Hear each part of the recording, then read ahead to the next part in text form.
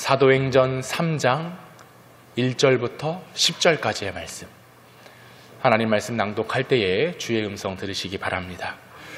제9시기도 시간에 베드로와 요한이 성전에 올라갈새 나면서 못 걷게 된 이를 사람들이 메고 오니 이는 성전에 들어가는 사람들에게 구걸하기 위하여 날마다 미문이라는 성전문에 두는 자라. 그가 베드로와 요한이 성전에 들어가려 함을 보고 구걸하거늘 베드로가 요한과 더불어 주목하여 이르되 우리를 보라 하니 그가 그들에게서 무엇을 얻을까 하여 바라보거늘 베드로가 이르되 은과 금은 내게 없거니와 내게 있는 이것을 내게 주노니 나사렛 예수 그리스도의 이름으로 일어나 걸으라 하고 오른손을 잡아 일으키니 발과 발목이 곧 힘을 얻고 뛰어 서서 걸으며 그들과 함께 성전으로 들어가면서 걷기도 하고 뛰기도 하며 하나님을 찬송하니 모든 백성이 그 걷는 것과 하나님을 찬송함을 보고 그가 본래 성전 미문에 앉아 구걸하던 사람인 줄 알고 그에게 일어난 일로 인하여 심히 놀랍게 여기며 놀라니라. 아멘. 할렐루야. 우리 예수님의 이름에 능력이 있습니다. 예수님의 이름을 믿을 때에 여러분이 상상하지도 못하는 일들이 펼쳐지게 됩니다. 무엇보다 죄 많은 우리들의 인생 가운데 찾아오셔서 죄인인 나를 구원해 주셨다라고 하는 사실이죠. 그 이름으로만 가능한 것입니다. 그리고 여러분, 지난 한 주간 많이 힘드셨지요? 때로는 삶의 무거운 짐으로 인하여 견디기 어려워 쓰러질 때도 있으셨을 것입니다. 또 때로는 육신의 아픔과 괴로움으로 인하여서 너무나 절망스러운 상황도 있었을 것이지요. 또 때로는 마음의 상처와 아픔으로 인해서 외롭다, 힘들다, 괴롭다 라고 마음 드셨을 때가 많이 계셨을 것입니다. 그런데 여러분, 예수의 이름은 이 모든 것을 이기게 합니다. 모든 절망의 환경에서 일으킬 수 있는 이름은 오직 예수 그리스도입니다. 오늘 우리는 그 예수의 이름 앞으로 모여 있어요. 예수의 이름으로 담력을 얻어서 그리스도 보혈의 능력으로 우리가 하나님을 예배하고 있고 찬송하고 있고 또 이 시간 말씀을 듣는 것도 힘든 우리의 인생 가운데 찾아오시는 예수의 이름이 말씀으로 우리에게 임하게 되는 것이죠. 그러므로 오늘 이 능력을 꼭 소유해서 승리하는 인생들 될 수 있기를 주님의 이름으로 축원합니다. 우리 옆사람과 한번 이렇게 인사합시다. 힘내십시오. 하나님께서 함께 계십니다. 힘내십시오. 예수의 이름에 능력이 있습니다. 할렐루야. 네, 믿습니다. 좋습니다. 예수의 이름만이 우리가 살아갈 유일한 소망이 되는 것이죠. 여러분, 우리는 언제나 예수의 이름으로 살아가야 되는 것입니다. 우리의 각자 주어진 이름들이 있어요. 저는 박준웅이라는 이름을 가지고 있습니다. 그러나 이것을 뛰어넘어서 예수를 믿고 있기에 그리스도인이다 라고 하는 이름을 가지고 있고요. 또 하나님의 사람으로 언제나 우리는 나의 이름, 나의 명예가 우선되는 것이 아니라 예수의 이름을 앞세우고 예수의 이름으로 살아가는 자들인데요. 언제나 그 예수의 이름만을 높이며 살아가는 우리가 될 때에 누가 기뻐하시느냐? 하나님이 기뻐하세요. 이것을 늘 경험할 수 있는 삶이 행복한 신앙인의 삶이라고 하는 것이죠.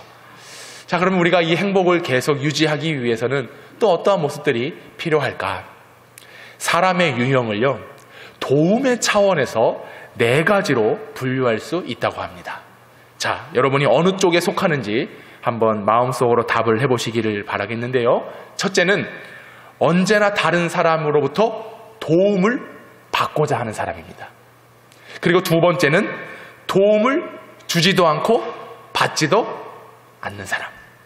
세 번째는요, 받은 만큼만 주는 사람입니다. 그리고 네 번째는요, 바로 저 같은 사람인데요.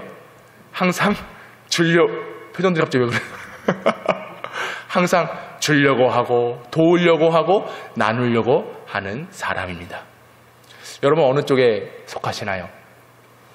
아직도 도움을 받고자 한다, 그런 마음이 내게 있다라고 하는 것은요, 여전히 성장하지 못한 모습입니다. 우리는 성장하는 존재들 아닙니까? 시간이 흐름에 따라서 나이도 먹고 키도 자라고 성장하는 것이 바로 우리들의 본 모습입니다. 근데 여전히 도움 받기만을 원하고 나 좀 도와주세요, 좀 나 좀 알아주세요 라고 하는 것은 여전히 미성숙한 모습이라고 하는 것이죠. 지난달에 저희 동기 목사들 모임이 있어서 만남을 가졌는데요. 뭐 할 얘기가 뭐가 있겠습니까? 주로 이제 교회, 사역 얘기하고 또 이제 가정, 이제 자녀들 이야기를 하는 가운데 이제 저도 자랑할 거리가 많죠. 야, 이제 우리 딸이 이제 중3이다. 내년이면 고1이고 우리 막내는 벌써 4학년인데 얼마나 달리기를 잘하는지, 예? 그냥 걸어다니지는 않아. 뛰어다녀. 그리고 우리 큰딸은 키가 174야. 예? 예. 1부 때 이 말씀 들었더니 어쩌라고요 목사님 이런 표정이었는데 그래도 2부 때는 좀 낫네요. 역시 예. 자랑했죠. 우리 딸이 그리고 시험 봤는데 100점이 3개나 나와요. 죄송합니다. 막 이렇게 자랑을 했지 않겠습니까? 또 그 얘기를 듣던 또 다른 목사님도 아유 우리 애도 이렇게 커서 이렇게 신앙생활도 잘하고 막 이런 자랑을 하고 있는데 제 친구 중에 한 명이 3개월 전에 첫째 딸을 낳았습니다. 나이 40에 딸 하나 낳아가지고 어떻게 하려고 그래. 그러니 그 이야기를 듣고 있던 그 친구 목사가 이렇게 얘기하는 거예요. 야, 우리 딸은 그냥 누워만 있어. 울기만 해. 잠만 자.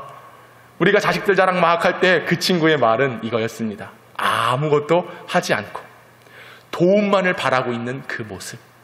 여러분 그렇잖아요. 물론 그 태어난 생명 얼마나 예쁩니까? 그죠? 부모의 모든 정성과 손길이 다 가야 됩니다. 재워주고 먹여주고 입혀주고 씻겨주고.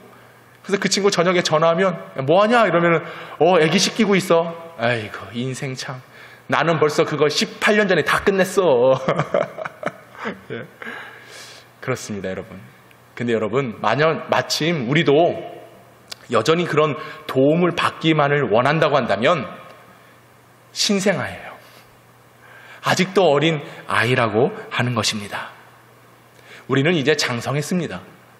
도움만을 받기를 원하는 자들이 아니라 누군가를 도와줄 수 있는 그런 인생이 참된 행복이 있다라고 하는 거예요. 올해 102세 되신 연세대학교 명예교수인 김영석 교수님의 100년을 살아보니 라고 하는 책이 있습니다. 이 책에서 교수님은 이야기하시기를 90이 넘어서도 이 신체와 정신 상태가 모두 건강한 사람들의 특징이 있다. 그 특징이 무엇이냐? 가정과 이웃과 자녀들에게 언제나 도움을 주고 생산적인 기여를 하는 사람은 나이가 90이 되어서도 건강한 삶을 유지한다라고 말했습니다. 사실 그렇습니다.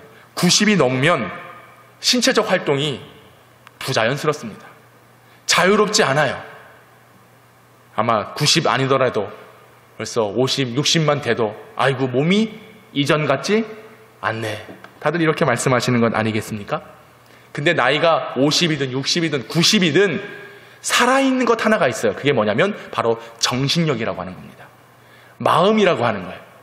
그래서 육신은 늙었을지라도 또 연세가 많이 드셨을지라도 많은 분들이 말합니다. 그래도 내 마음은 청춘이다 라고 이야기들을 하시죠. 왜 그러냐? 정신력, 이 마음만큼은 살아있기 때문에 그렇습니다. 그런데요, 이 정신력이 한 번에 무너지는 때가 온다고 합니다. 그때가 언제냐? 내가 누군가로부터 도움을 받아야만 되는 상황에 처하게 되면 이 마음과 생각의 정신력들이 무너진대요.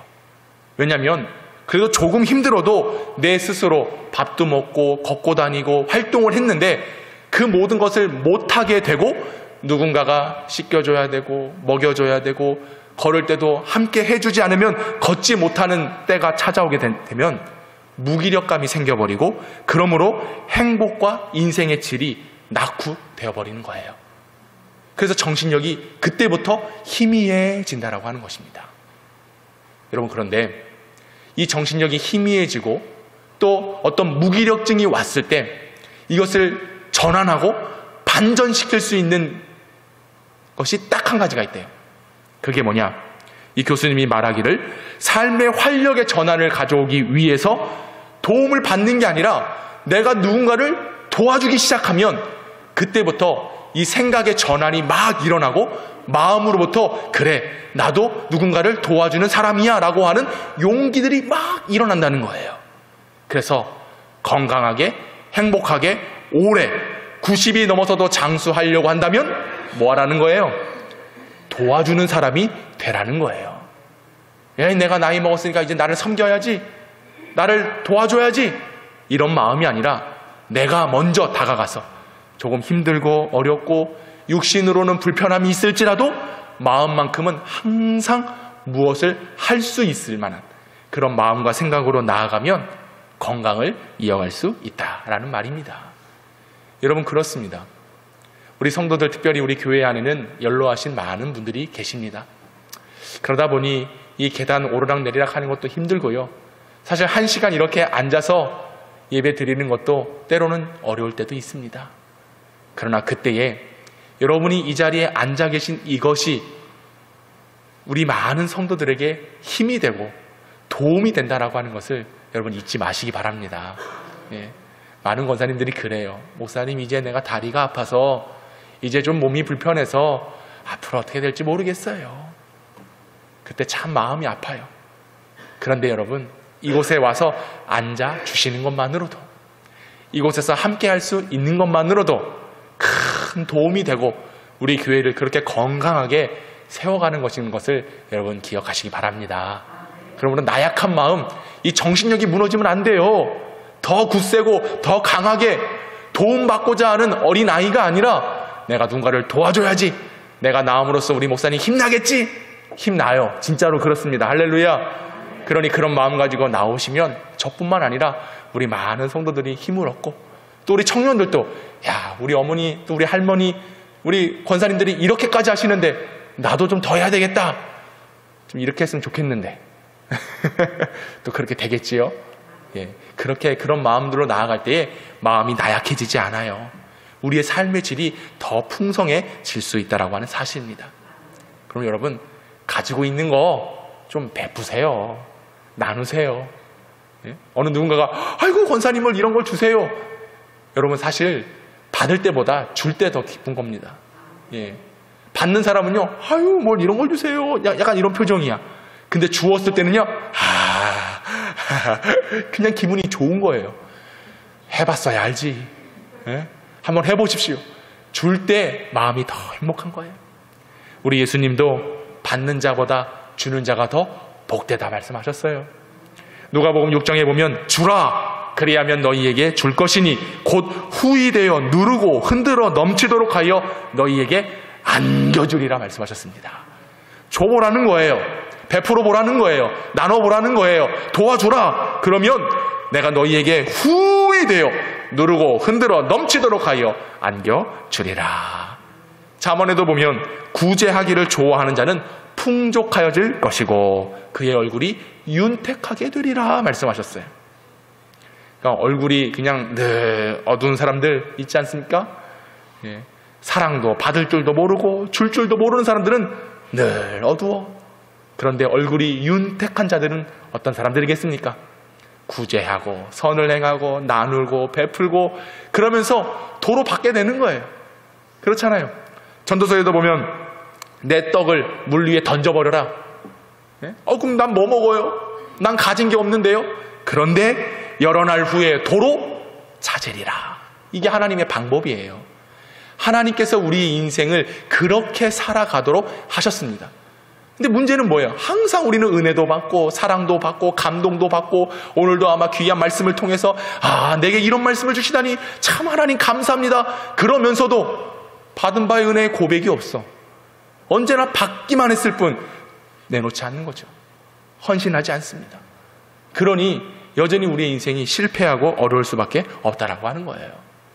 여러분, 성령 충만한 초대교회의 모습을 살펴보십시오. 거듭 말씀드리지만 그들은 언제나 나누는 삶을 살았습니다. 자신의 것을 나눠주었습니다. 심지어 자신의 소유를 팔아서 필요한 자들에게 나눠주며 물건도 주고 또 떡도 떼고 나눠주었습니다. 이게 초대교회의 모습이었어요. 언제나 주기를 힘쓰고 나누기를 힘쓰는 성도들의 모습. 그런 가운데 초대교회는 모였습니다. 힘써 모였습니다. 모이기를 힘썼다라고 성경이 기록하고 있지 않습니까? 저는 이 모이기를 힘썼다라고 하는 이 부분도 나눔의 한 부분이다라고 생각을 했어요. 왜 그러냐? 살아가면서 얼마나 바빠요. 그죠?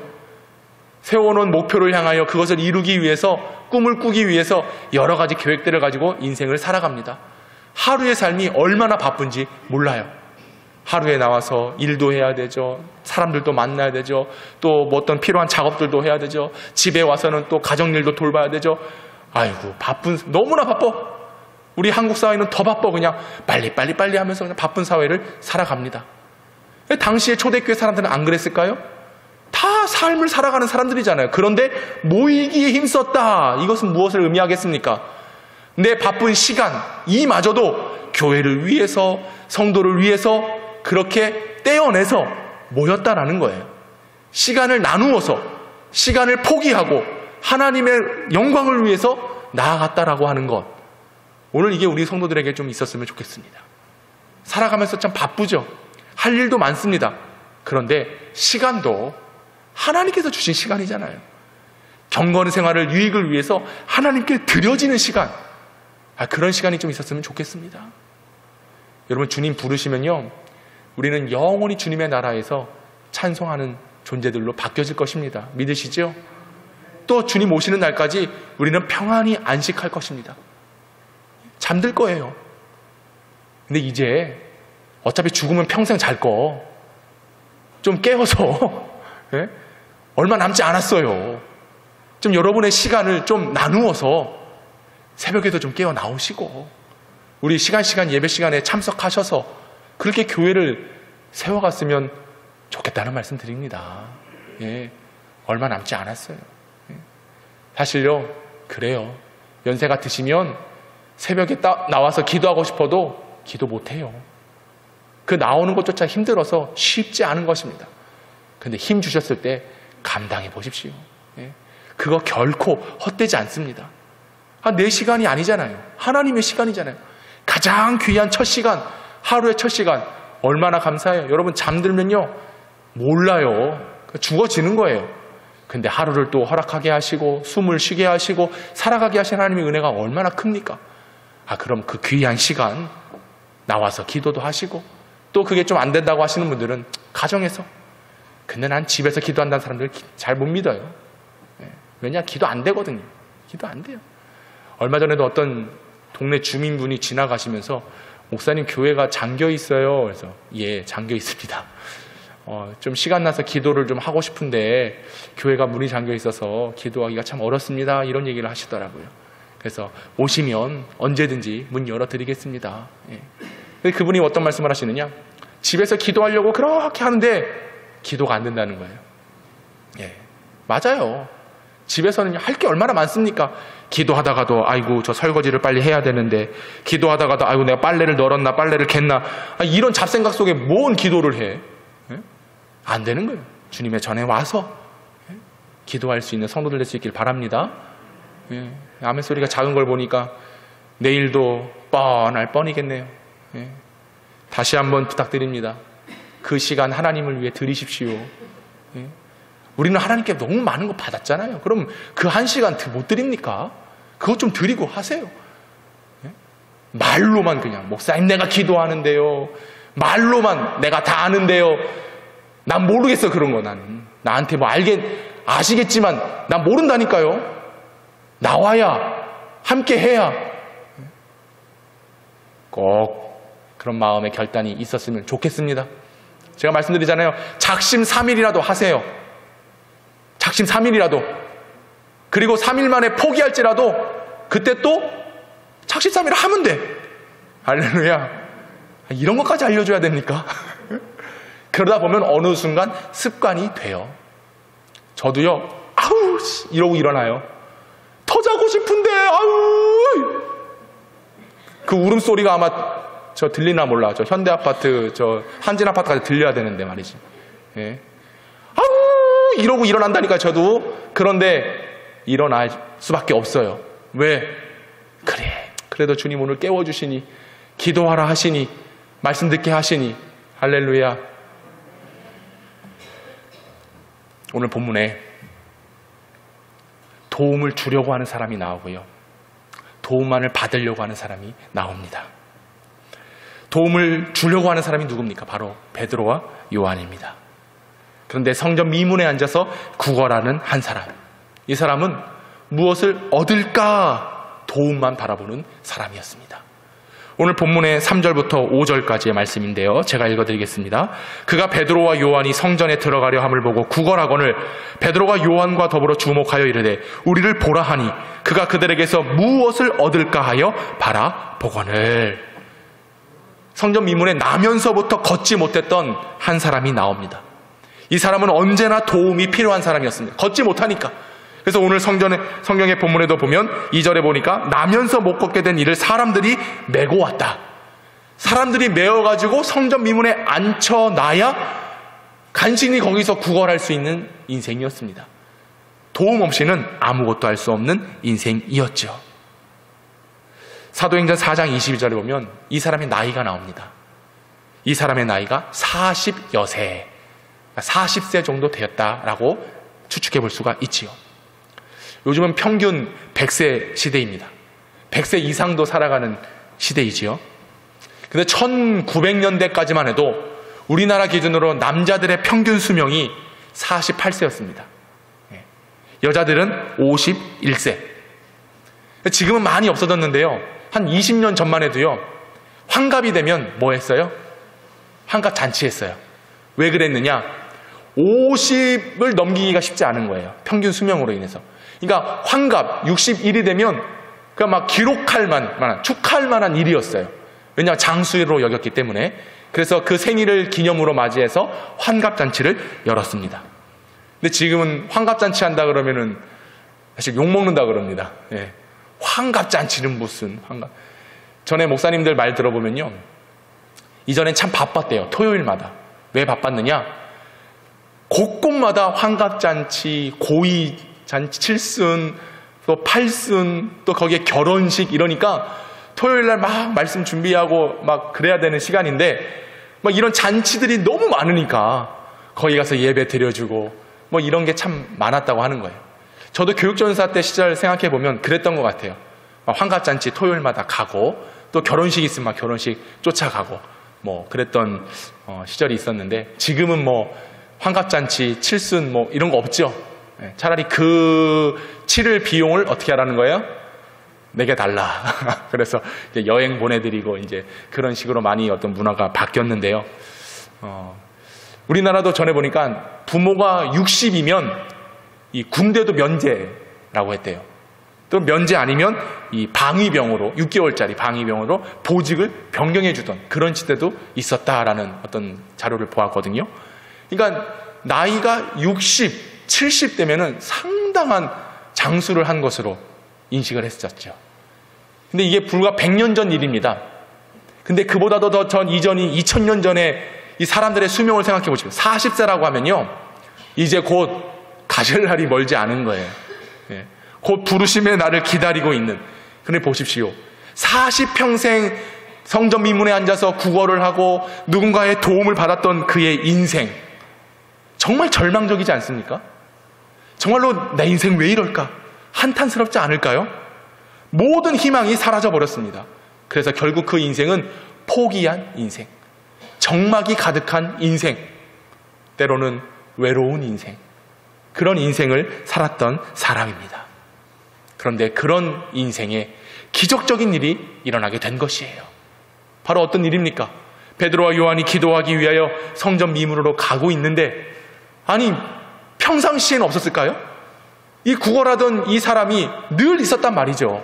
기도 시간도 늘 하는 시간입니다. 하루도 빼먹지 않고 늘 그 성전을 출입하면서 그 사람이 있었던 것을 보았는데 이전에는 미처 모르고 지나갔던 일이 성령 충만을 받고 하나님의 능력으로 함께하자 그동안 보이지 않았던 사람들이 보이기 시작하는 것입니다. 그러면서 그 병자에게 다가가 이야기하는 거예요. 우리를 보라. 우리를 보라. 그러자 이 사람이 뭐 좋은 거 줄 줄 알고 한번 봐야지 하고 베드로와 요한을 싹 보고 있는데 그 모든 기대감과 설렘을 한순간에 무너뜨려 버립니다.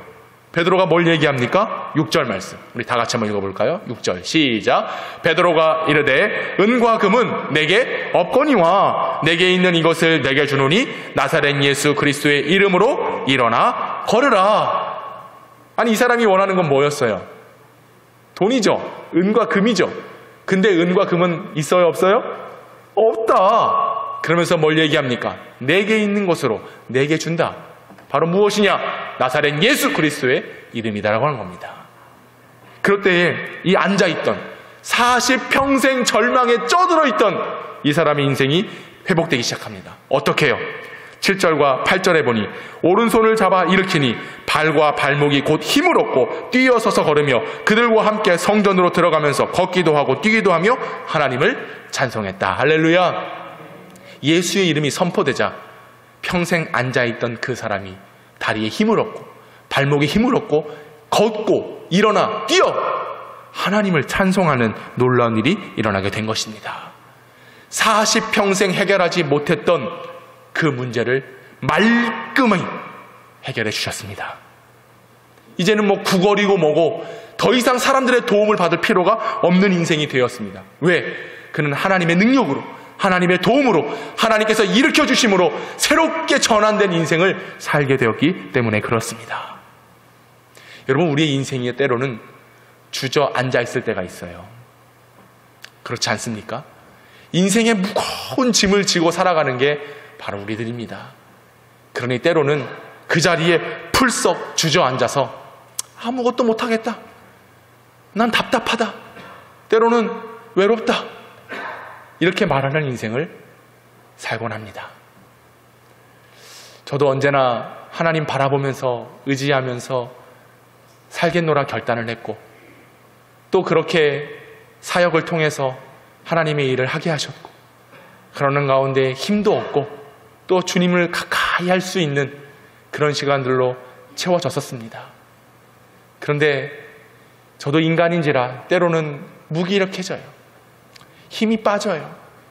앞이 보이지 않을 때가 있어요. 저는 오늘 본문에 나온 이 40된 이 앉아있는 병자를 보면서 야, 내 나이 40, 참 여러분들 앞에서는 부끄러울 따름입니다. 그리 오래 살아온 인생도 아니지만 내가 어찌 보면 강건하면 80이라고 했을 때 절반의 인생을 살고 있는데 도대체 내가 가야 될 길은 무엇인가? 내가 해야 될 일은 무엇인가?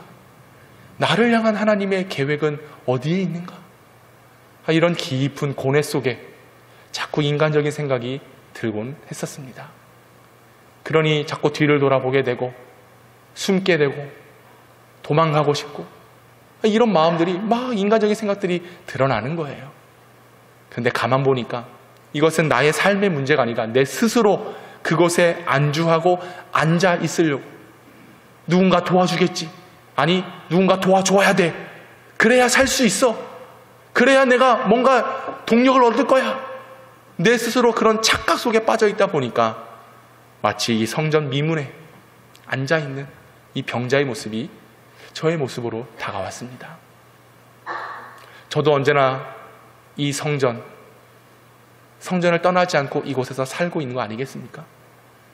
근데 정말 하나님이 원하시는 그 은혜 속에 들어가는 그런 종이 돼야 되는데, 정말 하나님 원하시는 바, 뜻하신 바를 이루는 목사가 돼야 되는데, 어찌 보면 성전 가까이에는 있으나, 교회 가까이에는 있으나 앉아서 아무것도 하지 않고 그저 도와주세요, 그저 좀 은과 금을 주세요 라고 바라는 그런 절망과 어리석은 인생이 저의 모습인 것을 발견합니다. 여러분의 인생은 어떻습니까? 오늘 어쩌면 여러분들은 교회에 나와서 예배 드리고 있지만 이곳에서 참된 회복과 치유가 일어나기를 원하기보다 그저 누가 좀 나를 인정해주고 알아주고 세워주고 그런 자리에 현전히 머물러 있다면 그곳에 기적은 없습니다. 그곳에 회복은 없어요. 그러나 우리를 다시금 일으키시는 능력이 반드시 있는데 저는 말씀드립니다. 예수의 이름 안에 있습니다. 예수님의 능력 안에 있습니다.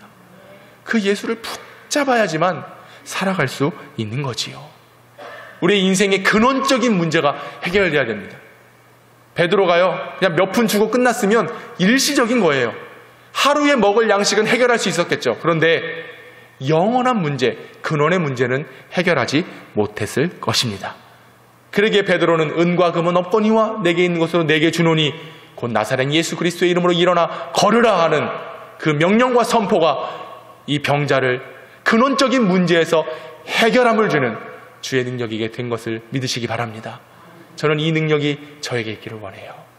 그리고 여러분의 삶 속에 있기를 간절히 원합니다. 일어나셔야죠.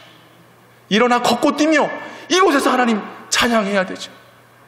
찬송 소리가 울려나는데도 여전히 마음이 닫혀 있으니 믿음의 고백이 나오지 않습니다. 말씀이 들려야 되는데도 여전히 귀가 닫혀 있으니 생명의 말씀을 듣지 못하는 거죠. 그러다 보면 점점점 주저앉게 되는 거예요. 일어서지 못하는, 동력의 힘을 얻지 못하는 결과를 맞이하게 되는 것이죠. 그러므로 예수의 이름을 항상 믿고 그 예수의 이름에 힘입어 나아가는 성도들이 되어야 될 줄로 믿습니다. 근데 우리가 왜 자꾸 실패하느냐? 진단해 보건대 우리는 이미 은과 금이 많이 있어요. 이 병자는 먹을 양식이 없어서 은과 금을 구했지만 우리는 이제는 그런 시대가 아닙니다. 모두가 은과 금이 있는 시대가 되었고요. 교회도 은과 금이 넘치는 곳이 되어버렸습니다. 그러다 보니 무엇이 문제입니까? 은과 금이 있으면서도 여전히 더 얻으려고 하는 마음, 그리고 누군가가 나를 도와주었으면 하는 그런 기대감, 그리고 때로 누군가를 알아주지 않고 인정해주지 않고 도와주지 않으면 그 채워지지 아니하는 공허함이라고 하는 속에서 우리는 좌절하고 마는 것입니다. 그리고 그런 부정적인 태도가 우리 스스로 걷지 못하게, 그리고 결국 그 자리에 앉아서 구걸하는 인생을 살게 하는 환경으로 만든다는 겁니다. 그러면 여러분, 우리가 언제나 은과 금을 목적으로 한 인생이 아니라 예수를 추구하며 예수를 위한 삶으로 살아가야 될 줄로 믿습니다. 이 믿음이 회복되어줘야 돼요. 베드로가 얘기하잖아요. 내게 있는 것으로 내게 준다. 여러분 안에 무엇이 있습니까? 이런 문제의 근원을 해결하기 위해서는요, 내 안에 누가 계신지를 확인하셔야 됩니다. 6절의 말씀을 다시 한번 읽어보십시오. 6절 시작. 베드로가 이르되 은과 금은 내게 없거니와 내게 있는 이것을 내게 주노니. 뭐라고요? 여러분 안에 있는 게 무엇냔 말이에요. 여러분 속에 여러분이 추구하고 최고의 가치로 생각하는 것이 무엇냔 말이에요. 혹시라도 여전히 은과 금입니까? 누군가의 도움을 받고자 하는 그런 마음입니까? 우리 안에 있어야 될 것은 예수 이름이라고 하는 것입니다. 우리 속에 예수가 있어야 돼요. 그러면 그 은과 금은요, 나중이 돼버려요. 누군가 인정함을 받고자 하는 마음도요, 그것이 우선되지 않습니다. 오직 예수님으로 살아가는 인생이 될 때에 우리 인생에 찾아오는 절망, 걷고 뛰지 못하는 실패 속에서 승리의 인생으로 예수의 이름으로 바뀌어지게 될 줄로 믿습니다. 우리는 그 예수의 이름이 필요한 거 아니겠습니까? 왜 그렇습니까? 마태복음 1장 21절에 보니 아들을 낳으리니 이름을 예수라 하라. 왜요? 그가 자기 백성을 그들의 죄에서 구원할 자이심이나. 예수의 이름만이 우리를 구원하신다는 거예요. 우리 인생에 해결하지 못한 모든 문제를 해결해 주실 리가 바로 예수라고 하는 사실입니다. 더 나아가 인간의 죄의 문제, 죽음의 문제, 이 모든 것을 오직 예수 그리스도, 예수의 이름으로 구원의 능력으로 인도하셔 주시는 거죠. 그러므로 우리는 그 예수의 이름으로 살아가야 되는 것입니다. 여러분, 우리가 비록 아무것도 가진 게 없을지라도요, 예수가 있으면 다 가진 겁니다. 우리가 아무리 많은 것을 가지고 있다 할지라도요, 예수가 빠져버렸다 그러면 아무것도 없는 인생인 것입니다. 어떻습니까, 여러분? 그래도 여전히 금과 음을 소유하시기를 원하시겠습니까? 프란시스가 거리에서 방황하는 노숙자들을 불러 모아다가 그들을 위한 수도단을 만들기 위해서 교황청에 들어갔습니다. 교황에게 말하는 거예요. 힘든 사람들을 불러 모아다가 내가 그들을 가르치고 또 회복될 수 있도록 조치를 취하겠습니다. 그러자 이 교황이 말합니다. 저기를 봐라. 보았더니 그 교황청의 창고에 모든 돈과 은과 금이 가득 있었어요. 그러면서 말하는 겁니다. 이거 갖다가 도와주면 돼. 그 어렵고 있는 사람들, 가난한 사람들, 이거 갖다 도와주면 돼. 수도원이 왜 필요해? 이렇게 얘기를 한 것이지요. 그러자 프란시스가 말합니다. 그래서 나사렛 예수의 이름으로 일어나 걸으라고 말하는 능력이 교회에서 사라졌다. 이 땅에 세워진 한국교회와 성도들을 향하여 많은 생각을 하게 하는 이야기라고 생각합니다. 우리는 많은 것을 가지고 있어요. 근데 진정 가져야 될 것은 예수 그리스도의 이름의 능력입니다. 구원의 능력입니다. 근데 구원의 능력을 얻기보다 교회가 더 많은 재물을 쌓아두기를 원하는 처소로 바뀌어버렸죠. 성도들도 그렇습니다. 언제나 희생하고 봉사하고 내 것을 내 것으로 여기지 않고 아낌없이 헌신했던 그런 모습들이 이제는 다 사라져버렸어요. 왜? 내가 그렇게 하지 않아도 교회 재정이 있으니까, 교회가 돈이 있으니까. 이건요, 교회를 무능력하게 만들어버리는 현상인 겁니다. 교회가 물론 돈도 있어야 되죠. 주의 일을 하기 위해서 있어야 됩니다. 근데 여전히 모아놓고 쌓아놓고자 하는 그런 목적이 돼버리면요, 하나님이 그거 그냥 가져가세요. 아마 여러분도 경험하셨을 거예요. 우리 교회가 뭐 땅도 넓고 뭐 건물도 있고 뭐 이제 빚도 없고, 예, 뭐 돈도 뭐 통장이, 그래서 그 결과가 뭐예요? 다 변호사 입에 넣어준 거 아니에요? 그렇다니까요. 그래서 저는 빚 없는 게 좋은 거다, 그렇게 생각하지 않아요. 주님 오시면 끝나잖아요. 그럼 왜 빌려주겠다는 돈을 왜 갖다 안 써? 마음껏 일하고 갚을 필요도 없어. 주님 오시면 끝이라면서요. 근데 사람들의 마음이, 성도들의 마음이 어떻게 해서든 조금씩 더 모으려고 하고. 지난주 재직회를 보면서, 야, 우리 교회가 플러스 교회구나. 근데 하나님 가져가시기 전에 우리가 빨리 써야 되는데, 저는 이 생각이 번쩍 먼저 들어요. 써보지도 못하고 만지지도 못하고. 여러분의 인생도 마찬가지예요. 지금 뭐 노후를 위해서 물론 잘 준비하셔야 돼요. 그것도 필요해요. 근데 필요 이상으로 모아져 있다면요, 헌신도 하세요. 드려보세요. 그거 한 번에 가져가세요. 나중에 다 잃고, 아이고 그럴 줄 알았더라면, 제발 그러고 찾아오지 마세요. 그런 고백하는 사람들이 많아요. 목회하면서 많이 봤어요. 잘 나가는 것 같은데 한순간이에요. 하나님이 후 하고 부르시면 모든 물질도 건강도, 협박은 아닙니다. 그런데 우리의 삶의 기준이 어디에 있느냐를 말씀드리는 거예요. 예수를 위한 삶, 예수를 위한 중심, 바로 그거죠. 지지난 시간에 우리 피택자들과 한 예능 TV에서 그 유재석 씨 나오는 유퀴즈라고 하는 거기에 한 약사분이 나오셨는데, 해외에다가 막 우리 교회가 지금 하고 있는 거, 해외에다 막 어려운 사람들 막 집 지어주고 학교를 세워주고 막 약 이만큼 가져다가 막 약도 나눠주고. 근데 그 사람이 그래요. 약사니까 물론 돈이 좀 있겠죠. 근데 자신들 가정이 한 달간 쓸 돈 100만 원을 제외하고는 나머지는 다 그렇게 헌신한다. 참 대단하다. 그래서 TV에 나온 것을 우리가 함께 보았습니다. 우리가 하고 있는 일이에요. 집 지어주고 그 어려운 사람들 막, 이따가도 우리 영상으로 좀 보여드리겠지만, 그런 인생을 어떻게 살 수 있냐. 나는 그분이 꼭 크리스천이었으면 좋겠어. 그런데 크리스천이 아니라고 한다면 부끄러울 것 같아. 사랑을 얘기하고 예수의 희생을, 섬김을 이야기하면서 우린 그러고 있지 않잖아요. 그러고 있잖아요. 제가 늘 가끔 부사드리는 게, 우리 선교사님들을 위해서, 또 선교를 위해서, 어렵고 있는 사람들을 위해서 좀 이렇게 도와주세요. 한 사람도 없어, 사람도. 근데 괜찮아요. 여러분 손길 아니었어도 다른 손길을 통해서 하나님이 일하시니까. 근데 이제는 우리 교회가 좀 그런 일을 했으면 좋겠어요. 우리 교회가 주어진 은혜를 따라서 힘쓰고 섬기고 나누고, 그게 초대교회 모습을 이루는 거 아니겠습니까? 여러분의 반응을 보니까 제가 또 저 혼자만 그냥 은혜 받아서 얘기하는 것 같아서. 그래서 두 번째 말씀드립니다.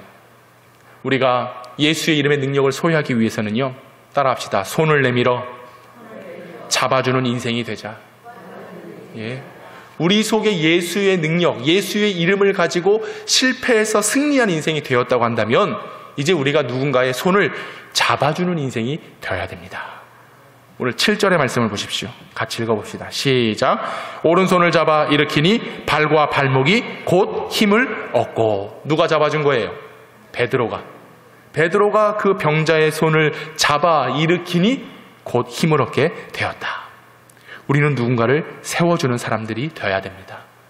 우리 주변에 아파하고 상처지고 고통받는 형제자매들이 있어요. 그리고 눈을 더 높게 들면 아직도 배고프고 마실 물이 없고 살 집이 없고 터전이 없어서 괴로워하는 수많은 영혼들이 있습니다. 어찌 보면 그들을 우리와 아무 상관없어요. 만나본 적도 없고 가본 적도 없고 뭐 문자 한 통 전에 주고받은 사람들이 아닙니다. 그런데도 우리가 그런 일을 하는 이유가 무엇입니까? 오늘 이 땅에 세워진 한국교회, 저와 여러분들이 복음을 받아들이고 오늘날까지 신앙을 통하여서 하나님께서 은혜를 주시고 복을 받은 이유가 어디에 있겠습니까? 그때 당시 120년 전 어느 누군가, 어떤 선교사님들이 이 땅에 와서 눈물을 흘리고 피를 흘리고 복음의 씨앗을 뿌렸기 때문에 오늘 이와 같이 우리가 그런 은혜를 경험하고 있는 거 아니겠습니까? 그렇다고 한다면 우리도 이제 그 은혜를 가지고 다른 누군가의 손을 잡아 일으킬 수 있는 사역을 감당해야 되는 것이죠.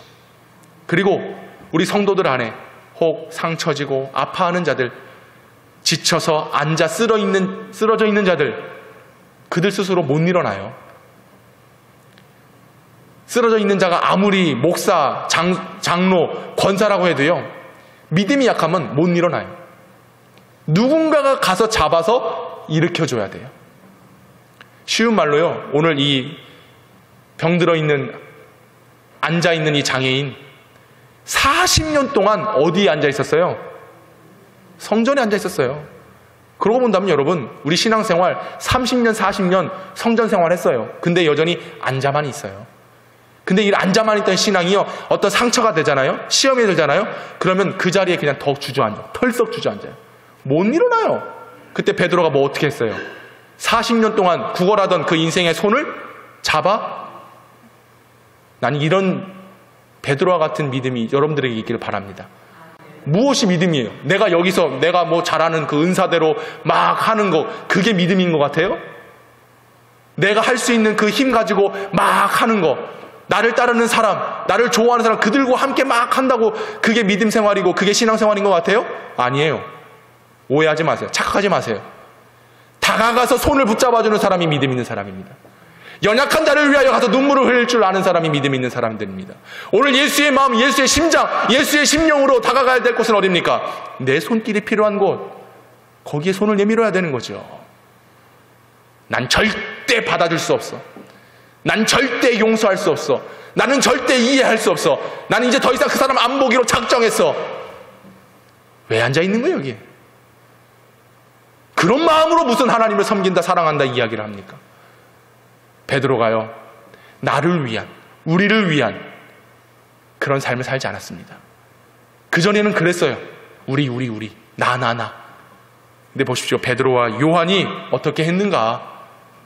사도들만의 끼리끼리의 관계를 만들지 않았어요. 성전에 들어가는 것, 유대인만 들어가고 사도들만 들어가고 그런 공간으로 만들지 아니했습니다. 근데 교회가 마치 편애하는 사람들, 내가 마음을 나눌 수 있는 사람들끼리의 어떤 소그룹으로 나뉘어진 모임이 있다고 한다면 결코 그 교회는 건강한 교회가 될 수가 없습니다. 오늘 8절의 말씀을 보시면 뛰어 서서 걸으며 그들과 함께 성전으로 들어갔다라고 그랬어요. 이곳은 나 혼자 출입하는 곳이 아닙니다. 내 마음에 맞는 사람들끼리만 우리끼리 하는 곳이 아닙니다. 병들어 있는 그 자와 함께, 아파하는 그 자와 함께 손을 잡고 들어가야 되는 곳이에요. 이곳이 교회입니다. 앞으로 병들어 힘들어하는 많은 지체들이 있습니다. 그들을 위해서 기도하셔야 되는 거예요. 어려운 상황입니다. 마음만으로 아유 안 됐네 이게 아니에요. 마음을 다해서 기도해야 되는 겁니다. 누군가 우리 주변에 시험된 자가 있습니까? 주저앉아 있는 자가 있습니까? 가서 손을 잡아 일으켜 주어야 되는 거예요. 이거 모습이 우리 교회의 모습 될 수 있기를 바랍니다. 이게 오늘 우리에게 필요해요. 우리에게 필요해요. 다시 확인합니다. 여러분 안에 예수 이름의 능력이 있습니까? 구원 얻음의 확실함이 있으십니까? 그러면 일어나셔야 돼요. 일어나셔서 예수의 이름의 능력으로 이 삶을 승리하는 인생으로 바꿔가시기 바랍니다. 그리고 나 혼자만이 아니에요. 일어나 함께 그들과 함께 성전으로 들어갔습니다. 오늘 우리 교회가 그런 교회요. 이 모습이 바로 한국교회의 회복으로 나타나야 될 모습인 줄로 믿습니다. 여러분 꼭 그런 믿음의 결단이 있기를 바랍니다. 마지막으로 9절과 10절 우리 다 같이 읽겠습니다. 9절과 10절 시작. 모든 백성이 그 걷는 것과 하나님을 찬송함을 보고 그가 본래 성전 미문에 앉아 구걸하던 사람인 줄 알고 그에게 일어난 일로 인하여 심히 놀랍게 여기며 놀라니라. 아멘. 사람들이 이것을 봅니다. 이것이 전도의 기회로 삼아지는 거예요. 40년 동안 앉아있던 그 사람이 일어나서 성전에 들어가서 걷고 뛰고 하나님을 찬송하는 걸 보니까 놀랍게 여기는 거예요. 신기하게 여기는 겁니다. 여러분 우리 교회가 그런 교회 돼야 돼요. 그런 회복이 일어나고 치유의 권능이 나타나고 예수 이름의 구원의 이름이 선포되는 교회가 되므로 여러분 우리 지역과 또 선교와 아파하고 힘들어 병들어하는 자들에게 손을 내밀며 나아가는, 그러면 하나님이 놀라워하실 것 같아요. 사람들도 놀라워하겠지만 하나님이 기뻐하실 것 같아요. 이 영광을 주님께서 받으실 것입니다. 그래야 우리 예배가 살아있는 예배예요. 물론 나 혼자 찬송하고 기도하고 아니죠. 함께 이들과 함께 와서 기쁨으로 찬송했더니 주님께서 영광 받으셨다라고 하는 거 사실입니다.